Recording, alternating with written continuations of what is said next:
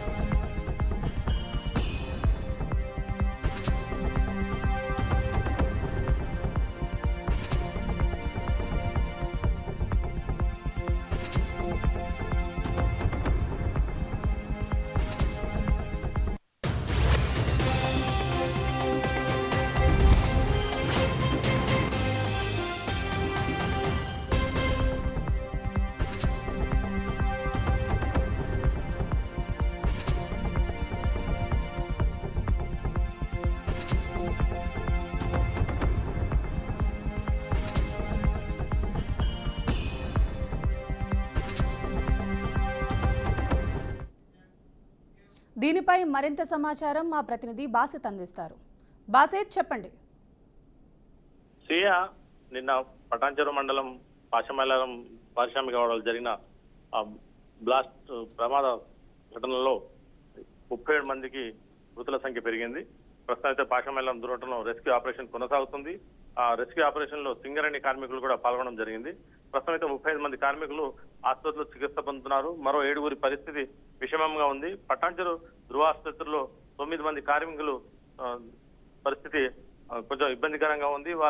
వాళ్ళు మాత్రం రెస్క్యూ చేస్తున్నారు. రెస్క్యూ చేసి వాళ్ళను మంచి వైద్యం అందించాలని చెప్పి వాళ్ళ ప్రయత్నం కొనసాగుతుంది. ప్రస్తుతం అయితే ఈ రోజు తెలంగాణ రాష్ట్ర ముఖ్యమంత్రి మరి కాసేపట్లో పటాన్చెరు ధృవ ఆసుపత్రికి బయలుదేరి అక్కడ పేషెంట్లను, ఈ ఘటనలో ఉన్న పేషెంట్లను వాళ్ళను పరామర్శిస్తారు. ఆ తదనంతరం అక్కడ నుంచి 10:15 గంటలకు నుండి 11 గంటల వరకు పారిశ్రామికలో ప్రమాదం జరిగిన చోటుకు బయలుదేరి సిగాచి కెమికల్స్ పరిశ్రమలో జరిగిన ప్రమాద ఘటన స్థలాన్ని కూడా ఆయన పరిశీలిస్తారు. పారిశ్రామిక ఘటనలో మృతులకు పటాన్చెరు ఏరియా హాస్పిటల్లో పోస్ట్ మార్టం నిర్వహిస్తున్నారు. పోస్ట్ మార్టంతో పాటు మంత్రి దామోదర్ రాజనరసింహ ఆదేశాలతో ఫోరెన్సిక్ డాక్టర్ల బృందాన్ని కూడా పటాన్చెరు ఏరియా ఆసుపత్రికి పిలిపించి ఇక్కడే ఫోరెన్సిక్ DNA టెస్టింగ్ కూడా సహకారం అందించాలని ఫోరెన్సిక్ సైన్స్ ల్యాబొరేటరీస్ కూడా సహకరిస్తుంది. మృతదేహాలను తరలించేందుకు ప్రత్యేకంగా ఒక 10 అంబులెన్స్లు ఏర్పాటు చేయడం జరిగింది. పాశమైలారంలోని ప్రస్తుతం 35 మంది చికిత్స పొందుతున్నారు అని కలెక్టర్ కూడా అధికారికంగా ప్రకటించడం జరిగింది. 27 మంది కార్మికులకు ఇంకా ఆచూకీ తెలియలేదు. వారి ఆచూకీ కోసమే ఈ శిథిలాలను తొలగిస్తున్నామని చెప్పి చెప్పడం జరుగుతుంది. మరో 57 మంది సురక్షితంగా ఇంటికి వెళ్లారు. సహాయక చర్యలు కొనసాగుతున్నాయని చెప్పి జిల్లా కలెక్టర్ కూడా అధికారికంగా ఒక ప్రకటనలో వెల్లడించడం జరిగింది.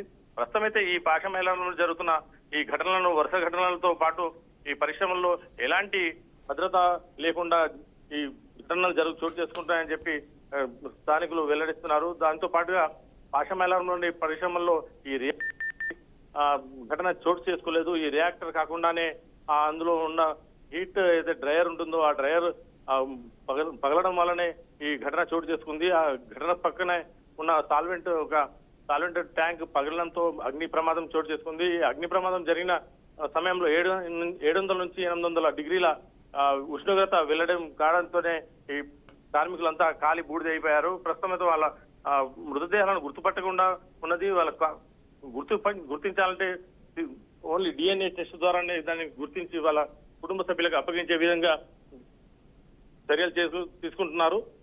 ప్రస్తుతం అయితే ఈ ప్రాంతం అంతా పోలీసు కట్టడి చేశారు. మరి కాసేపట్లో సీఎం రావడంతో అక్కడ పోలీసు భద్రత పెంచారు. పోలీసుతో పాటు అక్కడ వచ్చిన మృతదేహాలను వెలికి తీస్తున్న సమయంలో వస్తున్న మృతదేహాలు ముక్కలు ముక్కలుగా గుర్తుపడని పరిస్థితిలో ఉంది. ఈ మృతదేహాన్ని తరలించేందుకు ఈ అంబులెన్స్ లో తీసుకెళ్తున్న సమయంలో కుటుంబ సభ్యులు దాన్ని అడ్డుకునే ప్రయత్నం చేయకుండా పోలీసులు కూడా భద్రత చేస్తున్నారు. ప్రస్తుతం అయితే ఈ ప్రాంతానికి సీఎం రావడంతో కొంచెం పరిస్థితులు ఇబ్బందికరంగా మారాయి. ఈ ప్రాంతంలో ఉన్న కార్మికులకు ఎలాంటి భద్రత కల్పిస్తారని చెప్పి కొంతమంది నాయకులు కూడా ఇక్కడ ప్రశ్నించే అవకాశం కూడా ఉంది. స్వీయ. Thank you బాషిత్.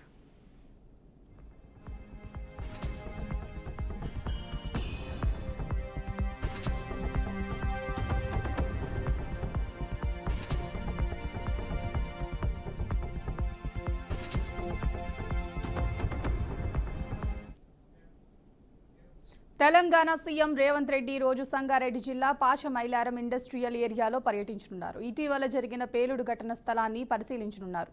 అనంతరం బాధిత కుటుంబాలను పరామర్శించనున్నట్లు సమాచారం.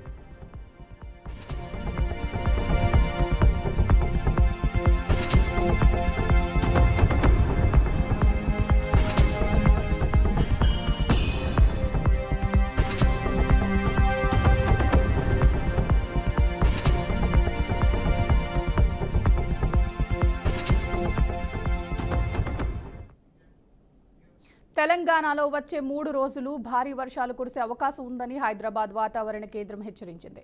ఈ మేరకు భారత వాతావరణ శాఖ ఎల్లో అలర్ట్ను జారీ చేసింది.